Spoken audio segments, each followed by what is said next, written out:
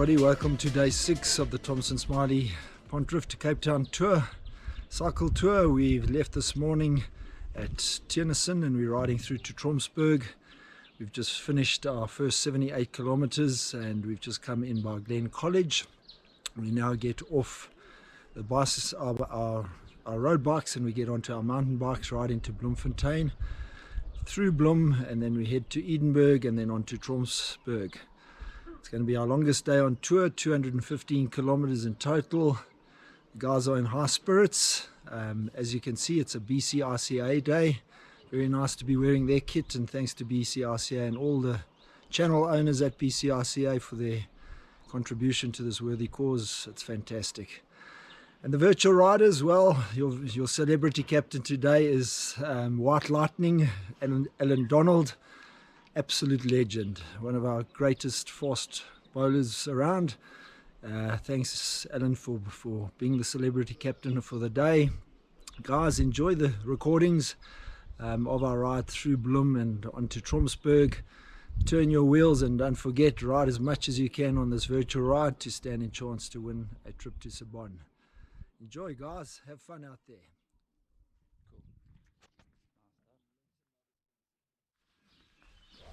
Knockers, boys, day 6, halfway today. How you feeling? Who ordered the rain? Who ordered the rain? I ordered a special delivery yesterday from Joburg. Yeah. As you can see, the motivational levels on a absolute high. Tot so 3:15, ja. Sorry, we were actually just busy with the interview, but I'll start again. Teresa, man. Don't worry, I'm coming for you. En I'll make it.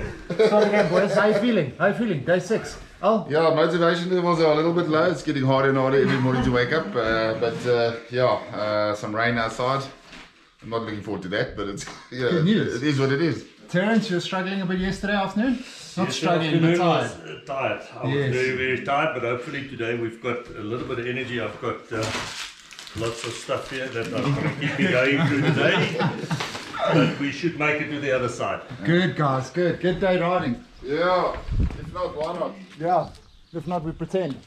Bonnie, morning. How are you? Good, and you? Good. Day 6, halfway today. Yes. How are you feeling? Not bad, eh? Not bad. Still fresh. Still sort of fresh. Ha! Teresa, day 6 today. I'm feeling intimidated by Bonnie. Keep those legs moving, eh? Yeah, no. I had quite a good day yesterday, so yeah, I'm good. Positive and yeah. Good, man. Good, guys. Dad, day 6 today, halfway this afternoon. How are you feeling? Yeah, a little stiff ways, but looking forward to a better day today on the bike, hopefully. I keep saying that every day, but I'm sure that once I'm in Cape Town, the next day will be my best day on the bike. That's very good, man.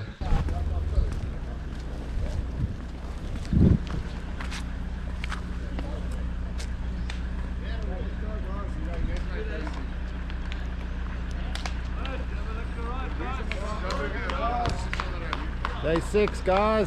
Ride hard. Thank you. Stay safe. Okay, thanks, Wes. Ride hard. Let's go. Not too hard, Nolan. Kom, Boeta. Already at the back.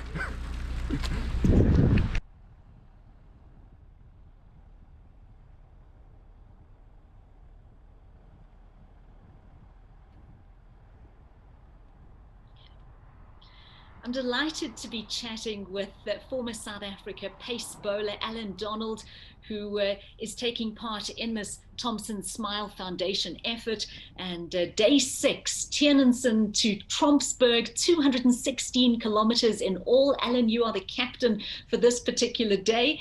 But of course, looking back on your career, known as White Lightning, and I mean, I don't know if that's in reference to the speed that you used to bowl, whether it was the sunblock that you became known for as well. I mean, I think you popularized sunblock way before people were using it. And I mean, was there any particular method to that? Were you just really sun aware, or was that your war paint?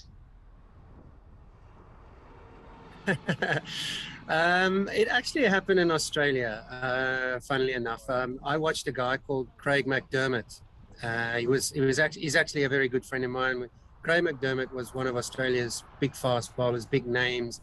Also became Australia's bowling coach in recent years. I saw him wear this, and I thought, well, let me try it. But it's a zinc it's a type of zinc in Australia where it's hard to get off. So especially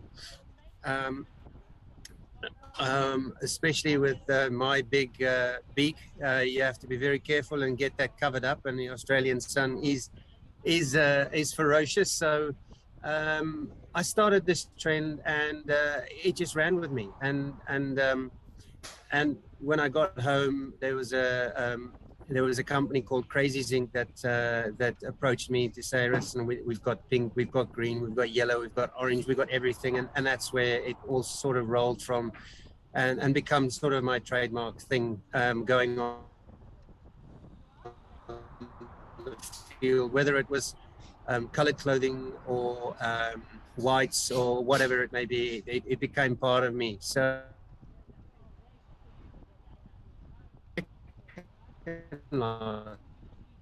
sort of Australia, 97, 98, that a doctor in Australia basically said to me that, listen, I think you need to be careful because that reflects back in your eyes. And subsequently, a few years later, I had a left eye operation, which was not much fun. But yeah, that's became my trademark thing, and it was good while it lasted anyway. It certainly was, and it added a lot of character to watching the cricket. But Alan, apparently you are product of Grey and Bloemfontein. I mean, Hansie Cronje was one of your teammates through school, but I believe that you were almost lost to rugby in the early days.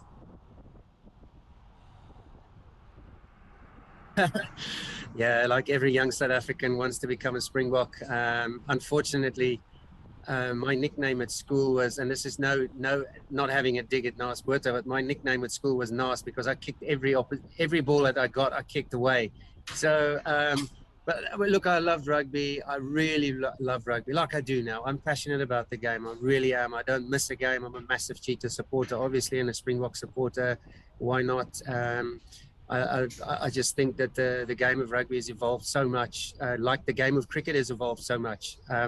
It's I don't know how I would have reacted if I had to play in this era. Not to mention rugby, but cricket. But yeah, I love the game like any young South African growing up at school, going through the age groups, and but yeah, it's a good job that I realized that once I ended up in the bottom of a ruck in the army, that I realized cricket was for me and not some boots getting rucked up. So I quickly realized that I should shift my attention, make cricket my career.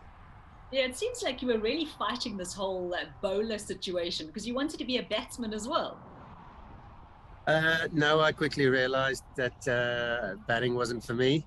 I realized I had a special talent with the ball, and that I think that deep desire to succeed with that talent with the ball was evident. And I think it's always a very good sign as a young kid, knowing that you've got something and to pursue it.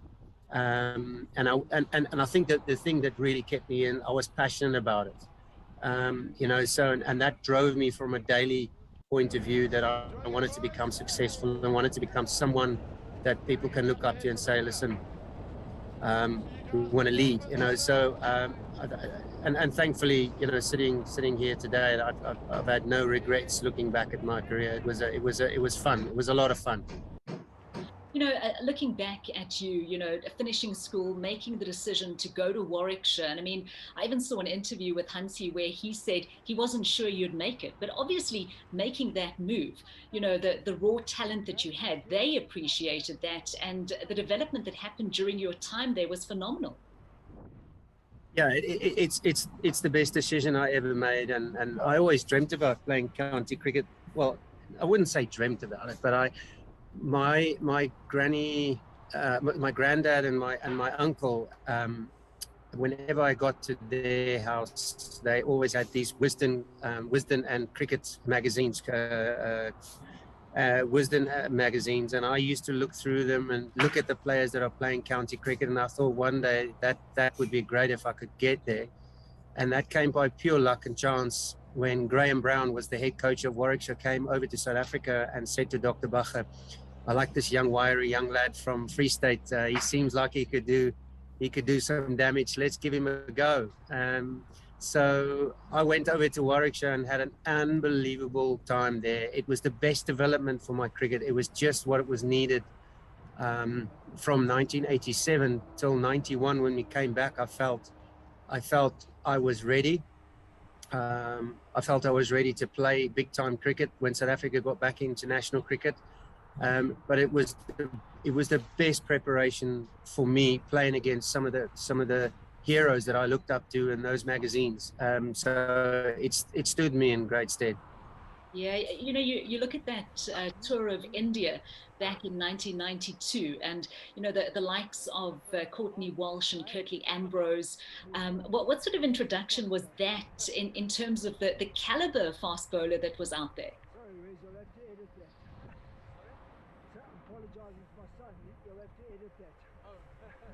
Well, I had a great taste playing because Courtney was playing for Gloucestershire and Curtly was playing for Northants, and I played against them both. And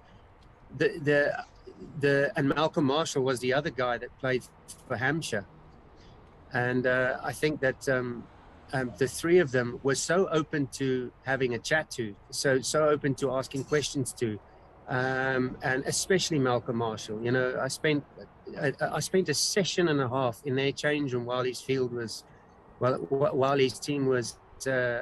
in the field, and just listening to the stories was the great piece of coaching that I've ever received.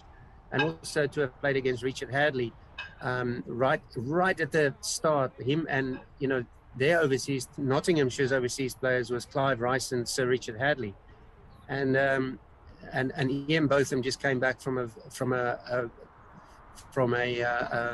huge success Ashes tour of Australia, which they won easily.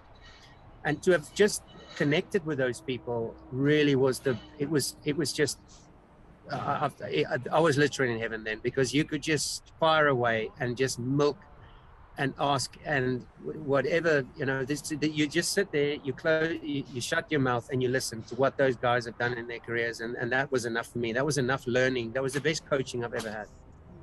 You know, Alan, we could sit here all day and talk about some of the great things you've achieved, because I mean, you have reached legendary status. I mean, you've been inducted into the Cricket Hall of Fame. I mean, it blows the mind. But if you had a single in on one thing that really stands out for you, whether it be your most successful figures or maybe the wickets that were the most hard fought for, what for you really stands out? I would say that the attention to detail in what you do on the training ground will help you through whatever. I think there's just the absolute precision in what you want to achieve every single day on the training ground helped me through everything that I've achieved on the field, because that just took care of itself. That if you have that same hunger and desire to get better on the training ground, you don't have to worry about going on the field. And I think that's the greatest lesson that I learned. And I think Eddie Barlow, who became Free State coach, said to us, not in a very unstructured way, in a very sort of throwaway comment, that he says that professional sport is all about finding a solution. And you see this, and funnily enough, you see the Springbok team now is driven by that solution-driven team. And it now, all these years, about 30 odd years back, made every sense. What Eddie Barlow said was, you need to find a way to solve a problem and solve it quickly. And if you do that, all those steps, you will learn so much quicker. You'll take care of your environment better. You'll help others better. And I think that for me was there's many things you can fall back on, great games, great matches here and there, but I think just my development as a young kid and what you had to take care of that brings success, I think was the greatest learning curve for me in my whole career.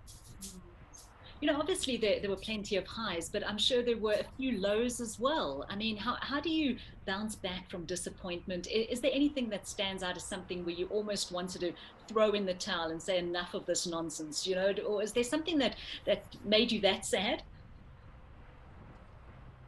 Definitely, and obviously '99 World Cup and what happened to me there was that moment. There's no question, and what I had to endure after that was not a lot of fun.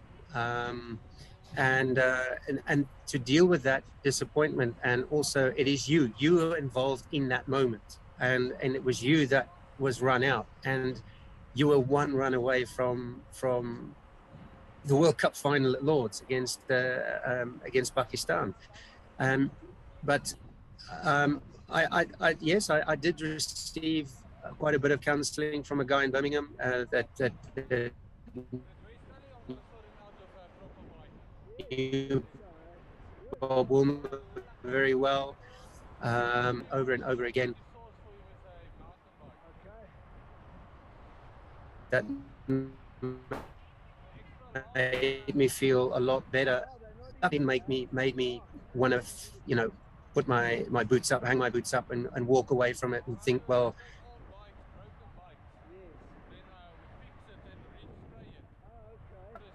I was never going to turn my back over those times. I can now, as a coach, relate a lot better to players in what they are going through, because coaching has changed and evolved immensely, and it is a real skill now to work with people, empowering young kids to make those calls on their own. And but I won't go into that. But I think, it's it has been tough, but that's one of the hardest lessons I've learned in certainly or situations I've been through in my whole career, for sure. Well, coaching certainly has taken you to all corners of the globe. I mean, you've had coaching stints with England, South Africa, New Zealand, Sri Lanka. You've coached in the IPL, all as bowling coach, and now you've taken on the mantle as the head coach of the Knights. What went into making that decision? Was it something that you were waiting to be ready for? Yes, and that's spot on. It's a great question. I was ready for it. I feel now I'm ready. After 10 years or so, after 12, 13 years, I felt I was ready to take a team on. It's given me a front row seat in so many unbelievable change rooms. And in the IPL and working with or consulting for different countries has given me a front row seat to see how so many different cultures function, diverse cultures function. And you don't learn so much from the opposition coach or the coaches you work for, but you learn so much from the players themselves. It's amazing to hear how certain players talk about the different situations they could go through in an IPL game, and sitting there or standing there in a strategy break and listen to hear how Shane Watson talk about the next 5 overs or the next 4 overs. I think it's fascinating, and I was just ready now to take over the iTech Knights, and because I've always known I've had that quality in me to take over a team and run the team. It's a big job, massive job, huge responsibility. The buck stops with you, but had a decent first year, and we're heading into another start fairly soon next month. So I'm really excited and really sort of ready for what's coming. I'd love to have a look at you in action with the youngsters. I mean, do they ever take you on? Do they ever come on, old man, what you still got? How have you felt the deterioration just purely as a result of the aging process? I mean, how fast could you bowl now? Trust me, they know I'm an old man. That is for sure. So I don't even go there. I do not even go there and try and bowl in the nets. It hurts. It aches. It's sore. I have a they call it a robo arm, a side arm. People out there, a dog throwing tool, whatever it is, but not exactly that. But I feel much more in control of having my robo arm with me now. So they do have a little bit of respect for me when I do have that thing in my hand. Alan, we also had a few questions for you come through. We had, during the course of your career, why did you rarely bowl slower balls? I felt it was a unpredictable ball, especially in Test match cricket, because it's a ball that you don't really associate with Test cricket, and especially tactically when you've got someone in a position where feet aren't exactly working, and a guy is slightly off balance, and you're bowling two lengths. A slower ball is a great weapon that catches batsmen completely off guard, that gets their feet in different positions, and also from another tactical point of view, where you can have a fielder, and we call it funky fields. We set funky fields, especially on flat wickets, where you've got to make it work. And in Test cricket, you need to be creative in your thinking, and always throw in the unexpected. So I used the slower ball. I had two different ones. I had like an off cutter. I had one that sort of popped over my forefinger, and one back of the hand one, which I didn't bowl a lot because it really hurt my shoulder a great deal. It was a lot of stress on the shoulder. But I feel you don't see it enough in first class cricket today. It's a very underrated ball, especially when you've got someone jumping around, and it's just variation. It's just variation that doesn't get looked at enough in the longer version of the game. And just another quick one here, your favorite wicket and your favorite ground. Wow. I would say, I'm going to be extremely biased, I would say Edgbaston in Birmingham. Of course, I've played in so many unbelievable grounds, but for me, county cricket, yes, of course, Bloom, Lords, MCG. If I have to pick one of those, I'd have to say it is the greatest honour to play at Lords, without a shadow of a doubt. And a wonderful ground, I love it. And your favourite wicket that you took? I would say, obviously, Tendulkar in Durban, most undoubtedly I would say one of the best balls I bowled to one of the greatest players I've ever played against. In Durban, that would be just nipping back through the gate, and it was just an after lunch delivery. So that for me would be my favourite wicket, Sachin Tendulkar. Alan, how did COVID treat you and the family? Did you come through it okay? Well, we've just had our second vaccination yesterday, and it's nice to know you've got that second one out the way. A bit of a sore shoulder today, but it's been very challenging. It really has been. Lots of stops and starts, lots of when is this thing going to go away? How is it going to go away? Is it ever going to be cured? And it's been a mental challenge, especially from me having to manage a group of people. Not only my family, herding my family and making sure that my family is safe, but also herding 16 contracted players in the right place and making sure and hoping they're okay. So we're about to get tested for the 41st time next week, Monday. So, and it just keeps going.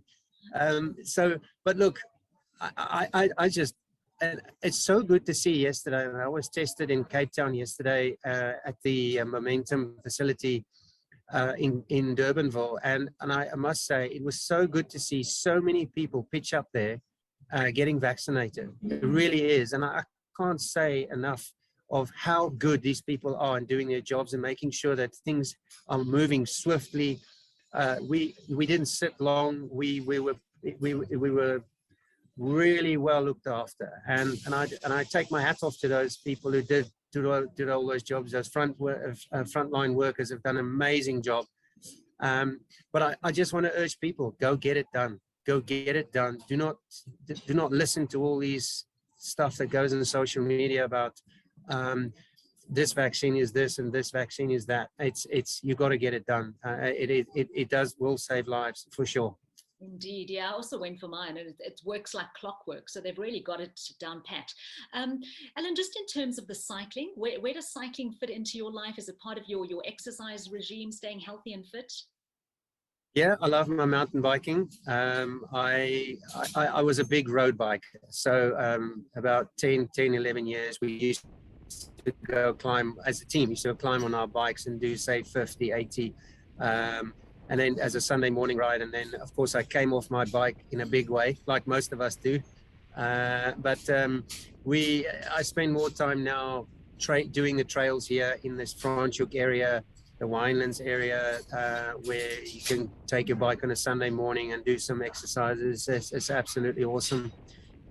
So yeah, I've actually Frans Cronje, Hansi's brother, actually asked me whether I was keen to do a charity ride from him from Bloem to Cape Town, and I quickly said no.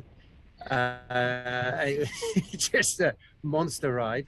But what these guys are doing right now is something quite phenomenal. That is some ride these guys are doing. It's incredible ask and incredible challenge, and I take my hat off to these people who are doing it, and to be captain of one of the teams, or helping them through this virtual ride as well is something that I really enjoy. So good luck to you all out there.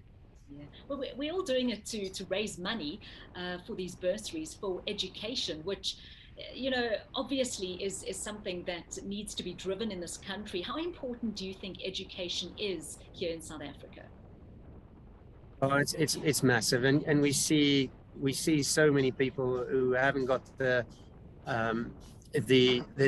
chance that we had back in the day, and still, you know, what this cause is for, and the money that's raised for education is so important. You know, you just can't. It breaks me to see that some of the kids who don't have the advantages to go to school and learn, and being in difficult situations where they can't get to schools, you know, so and of course the resources that these schools don't have.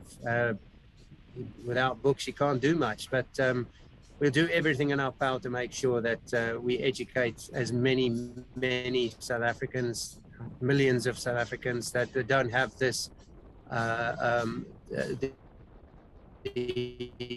the opportunity to do so. Indeed, Alan, it's been wonderful chatting to you. I mean, you were one of my heroes growing up, so it's a real treat and a privilege to have spent this last 20 odd minutes with you. So thank you so much for that.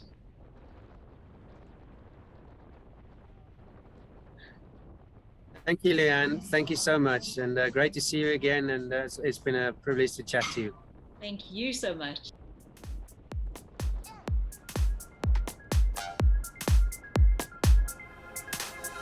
Should've known that it was obvious.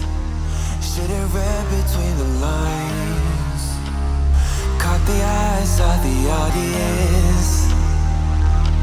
Played your game where the rules do not apply. Now I see when it's out in the light, and I'm leaving your love behind. Now I see that you're out of my life. I don't need you.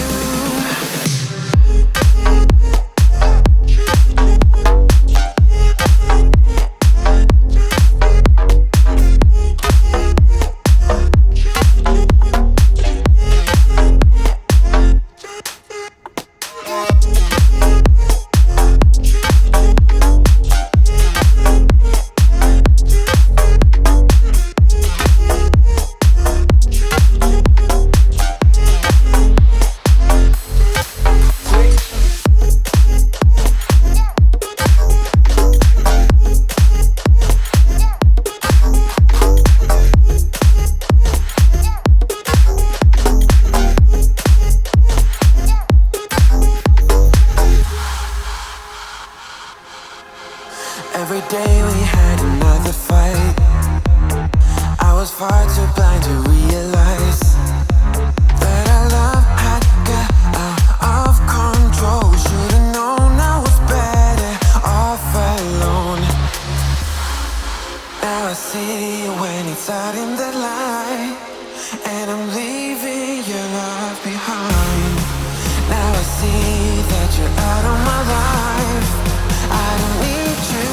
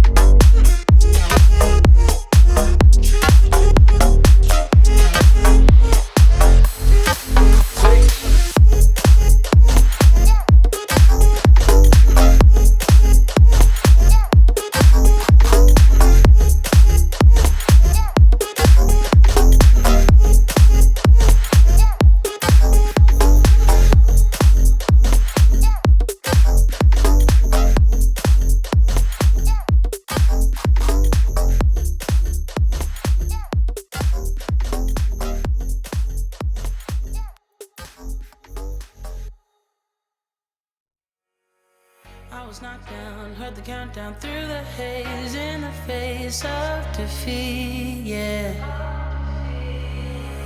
I was ruled out with no bailout on my own, all alone, left to bleed out. But I rose up from the ground, just like I was spellbound. All the odds were against me, so I picked up the pace, and now I'm in the race. Give me some space. I'm a movement and I ain't losing. Gonna go, go, go, go. Like a bullet, won't take no bullshit. You should know, no, no, no. I'm about to explode.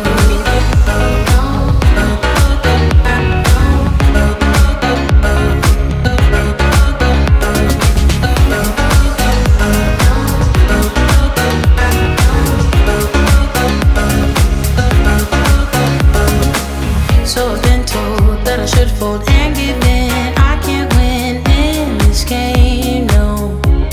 But you can hear me laughing. I'm the new thing in this field. You should kneel instead of me now. Yeah, I rose up from the dead. Your words inside my head. All the odds were against me, but now I'll lead ahead with grace. I'm winning this race. Give me some space. I'm a movement and I ain't losing. Gonna go, go, go, go. Like a bullet, don't take no bullshit. You should know, no, no, no. I'm about to explode.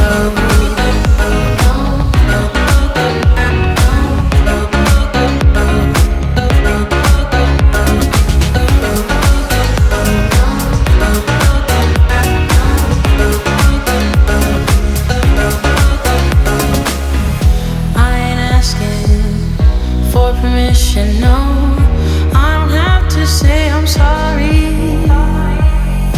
I ain't staying in the background, no. 'Cause I don't need your worry. I'm a movement and I ain't losing. Gonna go, go, go, go. Like a bullet, won't take no bullshit. You should know, no, no, no. I'm about to explode.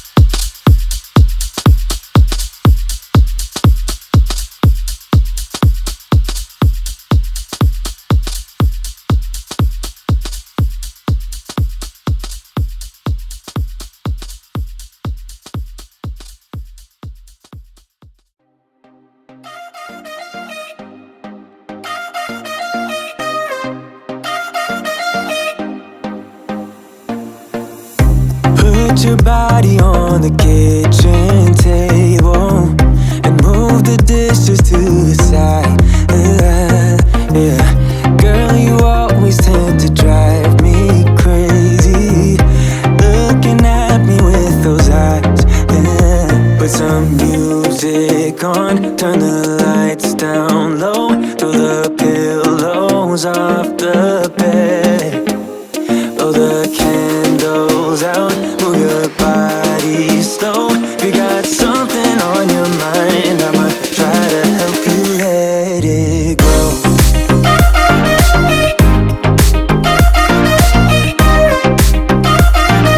Try to help you let it go.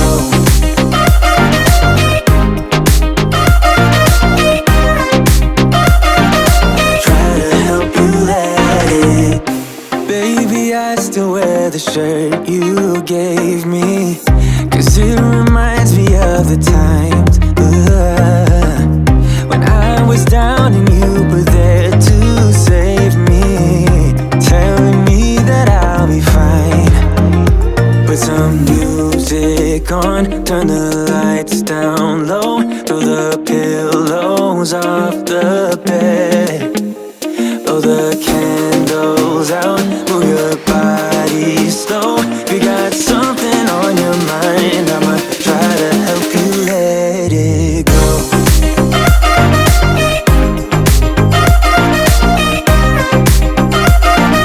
Try to help you let it go.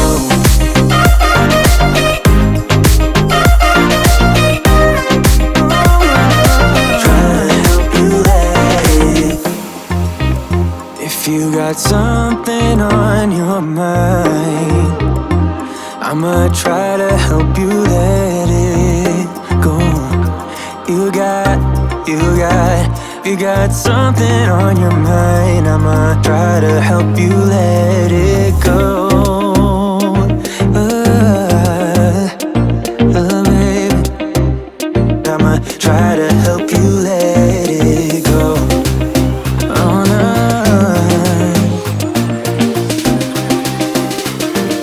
Try to help you let it go.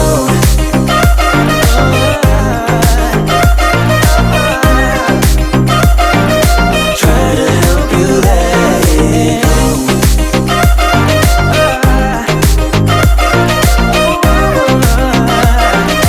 Try to help you let it go.